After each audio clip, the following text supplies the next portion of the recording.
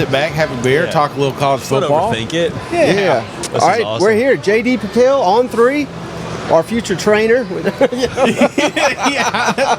His picture's up in the locker room there, so I can aspire to be him. In fact, a buddy of mine was trying to get me to go to Turkey and pay $2,500, stay up for 4 nights, and they're going to do the hair plugs. And I was like, well, if I can have JD's hair, I think it would be worth it. Turkey, the place? Yeah, the place. Yeah, I know they're in a little bit of a pickle right now, but I'm sure they'll knock some money off if I could get over there. Yeah, okay. Yeah. Try anything once, twice if you like it, you know? Yeah. I was You know thinking what I'm you were saying? talking about like Subway, like getting you some turkey over there. Yeah, I was like, okay, Thanksgiving's a ways away, but I see, Oh, no. Like see the country point. turkey. Like, go phenomenal. over there. I That's don't even know phenomenal. exactly where that's at, but it sounds dangerous. Yeah, I mean, there's flights to everywhere, I'm Yeah. sure, you know? So Phenomenal. how about this On 3 event, man? This is awesome. It's incredible. We were talking before we got on air. Having Grant Firking on our team and having Grant Firking put this all together, man, he is a one of one. Him and the entire On 3 team, from Morgan to John. I mean, and then Shannon obviously running the whole operation. Like, Yeah. I'm just very grateful to have a seat on the bus, you know, and be able to be able to benefit from this event and be able to get some great content. But I mean, what they've done has been first class in every aspect, and it's very cool to see it all come to life. Right, and I didn't realize, so we just sat down with Rusty Manziel, one of our all-time favorites. Well, first of all, he took credit for the creation of this event, but which I believe him, but he used to work at 24/7, and they had the All-American Bowl, and he said that was like the biggest thing of the year they did. But nowadays, with December recruiting, I mean, all these guys have made their decision. It's almost not worth anything at that point. So you need something a lot quicker, and this is the On 3 version of the All-American Bowl, and it kind of clicked for me, and I think that's why this is becoming such a big event. And it all happened so fast. Like you said, the timeline is perfect with the recruiting calendar, but then also it used to, and this is something Rusty told me, there was a point in time where the opening was kind of around this time of year, and guys, you know, like Nick Chubb's running the 40, everyone's doing every event. Yeah. Well, now, go to the Nike event, a lot of the top guys are like, hey, I'm not running, I'm not testing, I'm not doing this, I'm not doing that. Whereas, like, we're not asking anybody to do anything physical. It's like, hey, let's come talk about your recruitment, which is what you would do at those camps anyway. Let's come talk some NILs, talk some ball, and let's, you know, show you a good time while we do it. So this has been tremendous. And yeah, it's funny how the whole recruiting calendar landscape is shifting, and yeah, it's a wild world we're in. You know, I mean, obviously we want to highlight these kids as some, I mean, just athletes, probably future Hall of Famers at this event, which is awesome. But, you know, one of the things I like about what y'all are doing is you highlight all recruits. And, you know, I think when I think of you, I know you played college football, and, you know, and I feel like there's a lot of kids, maybe 10, 15 years, maybe when you were going to school, that didn't get the exposure that they needed. How has, like, a site like yourself kind of changed the landscape for that kid to get his name out there? Yeah, if I had the right exposure, you hit the fan I would have been at turn on a little fan action. What we got going? Well, we're just turning it off. I forgot to. Oh, gotcha. Okay, I wasn't sure. I'm glad you said that. If I had more exposure, I would have been at Tennessee. That's what I was thinking. I would have had to turn down schools instead of going the FCS route. No, I mean, I think the phenomenal part about the way that Shannon and the rest of the people with On 3 have kind of designed On 3, and I don't want to speak for them, but it really is a for the athlete kind of operation, in the sense of whether you're a 3-star or a no-star or a 5-star, we want them to be able to have all the information and all the access to be able to help themselves in the best way possible during their recruitment. So yeah, I think it is cool that there are so many tools that aren't exclusive to a specific athlete that seem to be made available, which is fun. It seems like I was sound like my grandfather. Back when I was in school, there was like a magazine that came out, and the state of Tennessee had like 250. They called it the Blue Chip. Okay. And you go through it, and you're just seeing if your name's on there or somebody that you play against is going to be on there. And now it's, you know, there was no huddle videos, there was none of this. And this On 3, it's just kind of crazy to me how much has grown on the recruiting side of college football. It's crazy. Yeah. Like, it used to be, recruiting was like kind of what we would feed ourselves off of when we weren't playing games. Yeah. And now that's even kicked up a notch. So we got the portal, we got coaching carousel, and then on top of that, recruiting's turned itself up a bunch of notches too. Yeah. So like if you're a college football fan, you literally have something to talk about, give or take 11 months out of the year, maybe 12 if the right coach leaves the right job at the right time, So it is such a win for guys like us that are in the content business, where it's like it used to be you had to really manufacture a lot of content, and there's still a degree to that, but there's legitimately things going on all of the time, and recruiting is a massive part of that as well. Yeah. You more excited for the football season or the release of the college football video game? I knew that was coming. It's so funny because this is something I got to tell you all about, and I would love to hear your input. So I have not played video games since the last one came out. Really? Meaning I have not had a console that is up to date for the game since the last one came out. Also, I met my wife since the last one came out. So she has known me as a person who does not really play video games. And that is one of the things that she appreciates about me. However, with the new game coming out, I am going to have to make the recruiting pitch of all recruiting pitches. Say, hey, babe, this is going to be best for us and our family. For me to go buy a $500+ console plus, let's say $150 bundle to get the game early. That's going to be a hard pitch. That's going to be a very hard pitch, but I would welcome all insight. Very excited for the game and the college football season, to answer your question. But I know you don't have a lot of free time right now, and it's like one of those things that you got to start introducing that. As 16 years married, man, I'm telling you, you better start playing some Fortnite or something right now and get her used to it, because when the game comes out, it is going to take up some of your time, I'm sure. Tough. Well, we are going to attempt to do. We've never done like Twitch, anything like that. But where you play the game and we're live streaming the us playing and stuff.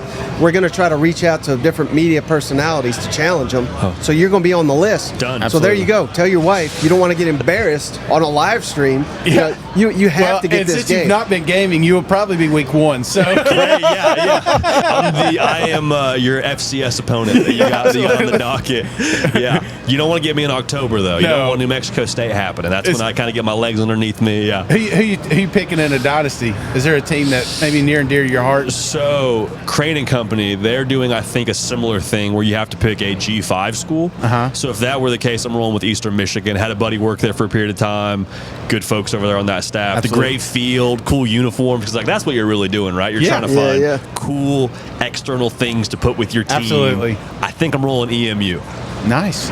And weather? Going to have some weather up there? Going to have some weather advantage. Yeah, maybe not the most raucous crowd in all of college football. It might not be Neyland or Bryant-Denny, but I think it's going to have what we need to get the job done on a Wednesday night. I dig it. I like it. Well, I don't know if you guys saw this, but the other day, Mike Elko came out and said, I guess they structured a practice right after the release of Call of Duty 2, and he basically said the next practice was worthless because everybody stayed up and played the game all night long.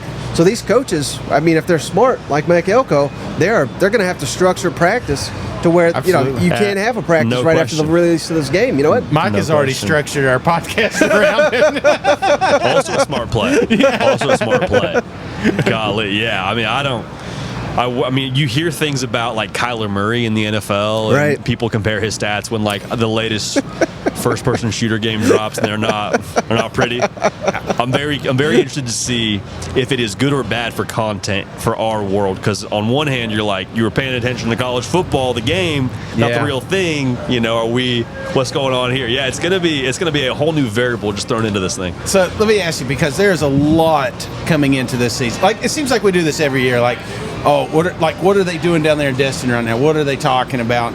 And it feels like this year they just put everything in there. We got the expansion. We've got the 2 new teams, Texas and Oklahoma, coming in. We got the college football game, the revenue share. I mean, what out of all of that, what do you think should be the biggest topic we should be talking about coming into this football season right now? That's a really good question, man.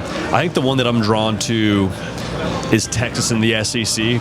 Yeah. Because there's been a lot of talk around how other conferences stack up to the SEC. And a lot of people think it's like this media conspiracy of the SEC being propped up. And so you add in Texas, which is a massive brand, massive following, and also with the way that they have built to have a college football playoff run last year and win the Big 12. So there's all this momentum behind Texas entering into the SEC. And their schedule's brutal, too. They got Georgia now in Austin. They got Georgia October 19th, I think it is. So there's and Oklahoma the week before. No bye in between. So at A&M. And A&M, which is, thank the Lord we have that one, the last game of the season. So that's a very roundabout way to say I think Texas and the spot they're in right now where they're starting to peak and then being thrown into the most difficult conference in college football. How do those things mix? How does that whole situation with Steve Sarkisian, entering into that ecosystem and how that looks year one will be interesting. Man, he hates Oklahoma, don't he? He just hates them. Well, that's what I was going to ask about hating. Do you think that's good? Because I feel, every fan, every program thinks that like everybody hates them. Right. But I think genuinely everybody in the SEC hates Texas. Yeah. Do you think that'll help or hurt them as they come into the league? I think they welcome it. Right. I truly do. I think there's something to when you go to Texas or you're a Texas fan, you sign up to be that brand that nobody, kind of like Duke in college basketball. Right, honestly. right. It's like you hate us, we know you hate us, but we don't care, and we think you hate us because we matter in the in the landscape that is college football, whether it be brand power, whether it be how competitive they've been over the course of this last season. So I think it honestly just kind of comes with the territory. And like, let's be honest too, you could put Texas in the MAC, people would still hate them. Like it's just that burnt orange, everything about Texas. If you're not a Texas fan, you despise. And for us as content creators, like we just get to be in it and enjoy it, and be tourists in the whole world of it. So it's fun. I saw Texas. They did that Tier 1. I don't know if you saw that with the NCAA's paying out. Yeah. And Texas was not in Tier 1, but Oklahoma was. It was like, oh, buddy. They just snuck that one in. They didn't want to talk about it, but it was out there. Snuck that one in there. They set it up wisely for, all right, this isn't going to happen, but it would be the most hilarious thing of the football season. Texas at Vanderbilt. If Vanderbilt were to beat Texas, is there a funnier result in the entire? Well, they lead the series right now. if you get up Wikipedia, that's probably like, other than On3, is probably my most Googled search website is Wikipedia. I'm not familiar with Wikipedia. Oh, dude, really? No, you'll love it. All you do, you go to this website. It's very simple, and then it's like insert team A, let's say Texas, insert team B, Oklahoma, and it immediately spits out the entire game series, who won every year, and the score, where the game was played. That's genius. Yes. Yeah, and they have every team, so you could do. It'll be on On3's website next week. Yeah, right. Yeah, write that down. That's phenomenal. But so Vanderbilt leads that series. It's like 8-3. That's why we know it.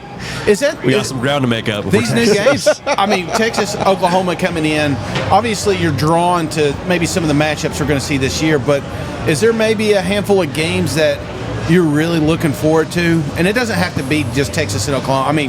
There's some marquee matchups this season. Man. Hey, Oklahoma, Tennessee. Yeah. I know y'all over that one. That is one that the storylines going into it with Heupel and Norman. The first game for Oklahoma in the SEC. Nico making his first big time road start. There's just so many layers to that one where it's like, ooh. I guess it's week 3, I believe. So that's going to be week 4. Yeah, week 4. That's going to be juicy. And then obviously I mentioned Texas, Georgia. Yeah. That's massive. Texas A&M, not to harp on Texas, but we've been starved of that one for a while. So to get that one back in the ecosystem and get that one back, period, it's gonna be a lot of fun. One that we're dying to see is Georgia at Ole Miss. Yeah, especially after Ole Miss got embarrassed. Mm-hmm. They had to beef up on the line of scrimmage. So you have to imagine that's a game they have circled to prove that they can truly contend. Yeah, absolutely. Ole Miss got a few on there. Is this LSU. The year? Everybody's kind of let me kind of pivot on that. Is this the year that you see Ole Miss potentially making a college football playoff spot? It has to be, right? Yeah. It has to be. Like Lane Kiffin, I don't know if he plays poker, but he has done the equivalent of taking the chips and said, all right, all in, boys, all in. There's no more Nick Saban. Absolutely. They're expanding the playoff. We don't have to win the SEC to get in the darn dance. Like, go get Princely, Amanda Mielen, Walter Nolan, Juice Wells. Like, we go down the list here. If we're putting two and two together, it feels like they've spent to make this a college football playoff kind of year. And we were talking earlier on today's show with Andy Staples, and he was just saying, he's like, well, is that enough? Like, okay, you made the dance. Now we want to win a game. Now we want to be in the game. You know, the national title game, that is. But, I mean, I think this year, anything less than a college football playoff berth, I think, is a failure. Absolutely. If we're sitting here 5 years from today, who do you think will be judged as a better hire, DeBoer at Alabama or Mike Elko at A&M? That's a great question. It's a really good question. With the hard hitters today, Mike. You know, Sober Mike coming.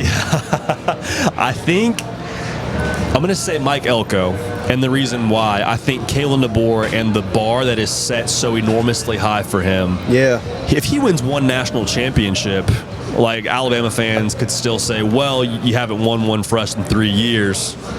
Is this the right guy? And he did it with Saban's inherited, completely, team, completely. We've if heard Mike Elko goes out and wins 10 games and they go win a New Year's Six Bowl, it's like, hey, he took them from the abyss of 7-5 and brought, the life back to College Station. So I think there's a lot wider net for him to score into for Mike Elko, but I do think, and I say this truthfully, I think both were great hires for both sides. I wasn't 100% sure about Kalen DeBoer at the jump.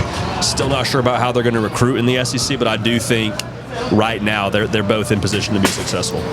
I can imagine even Mike Elko getting credit for A&M's success under Jimbo, because they'll say, well, he was the defensive coordinator. For sure. We went downhill when he left, Yeah.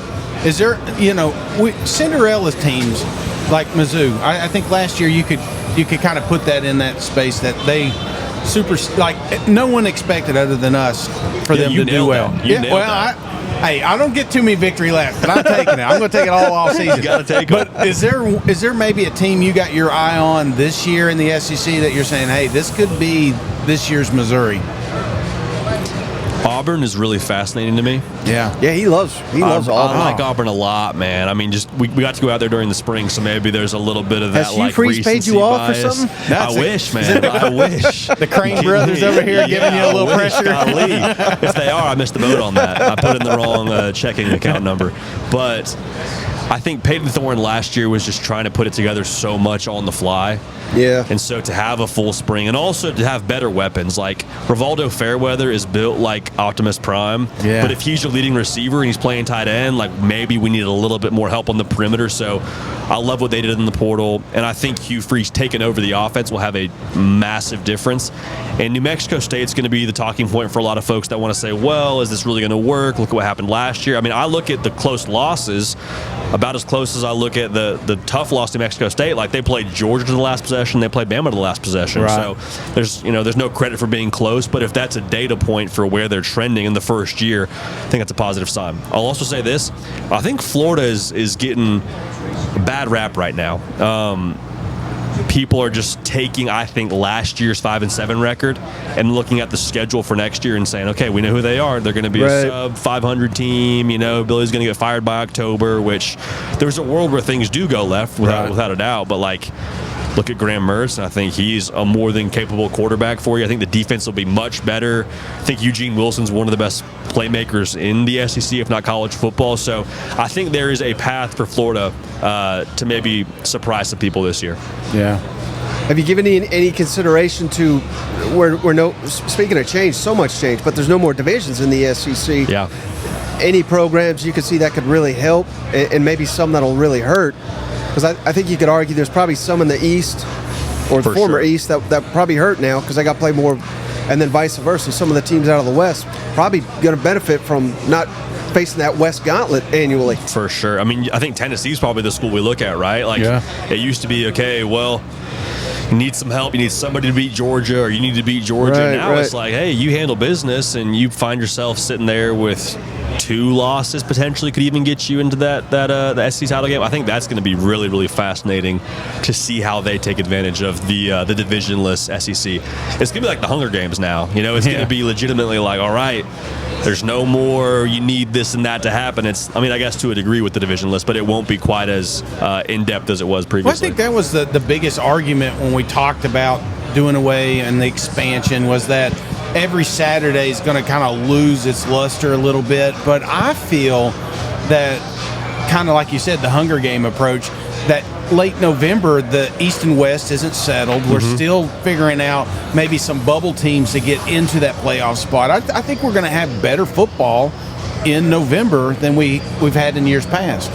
It hurts my heart a little bit because I was anti-expansion. I still am anti-expansion, but I do think what you're saying is absolutely true. Like, you will have a wider variety of games that will have something at stake when you get to late November, the last weekend of the season. Now, some games that previously had been, winners out, where it was, Michigan, Ohio State, and, different games, the Alabama, LSU, whenever they would play in October, early November, whenever it was, that maybe loses a little bit of shine. But I do think you're on the money there. Yeah, like, we're going to get some fun games at the end of the season. A&M, Texas could be one of those games, too, that ends up being for a playoff spot. So it'll be fun. As long as we have Saturdays in the fall and there is still, like, a reasonable number of teams in the college football playoff, we're going to get a great regular season. Yeah, I'm never wrong on this show. I love it. That's what I heard. I love it. Check the tape. The only place I disagree with him is the SEC championship.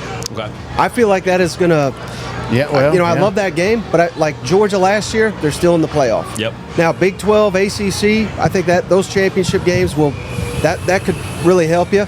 But I would think teams are not even going to want to play in the SEC championship. And it's signing day that week. Right. Like, now you really want to be having to worry about your game plan for, Will Anderson on one side, and by the way, trying to sign your 5-star quarterback who's talking to another school, all in the matter of, a 72-hour period. Like, that's... And I have to imagine, if you're in the top 2 of the SEC, you are firmly in the 12. Right. So it's like, why am I playing this extra game before we get to the ultimate playoff? Yeah. I mean, I suppose the conversation would be, well, you buy yourself a month to prep and to get healthy. But if you lose it, like you said, you lose that week, so it's a 3-week stretch to go get ready for your first-round game. Probably are dinged up from playing one of the top teams in the country. Yeah, like the ROI there is tough to sell a little bit. Yeah. Now, we're SEC homers, obviously, but is there any teams that maybe you could see firmly in that college football playoff spot that we're going to be? Oh yeah. Yeah. Oh yeah. Who you got? We did a segment 2 or 3 weeks ago on our show. I called them pencil in playoff teams. Like, I think you can pencil in Georgia right now. I think you can pencil in Texas right now. Not an SEC team, but I think you can pencil in Ohio State right now. Those 3 to me feel pretty firmly in. Outside of that, I'd probably make a pretty strong case for an Ole Miss. I think the cutoff is going to be so interesting. Is it 3 losses? Right. Is it 2 losses? How does that 3rd loss look? Because, I mean, we could be sitting in a world I think it depends on the here- schedule. For sure, yeah, and the eye test, too, of course. Right.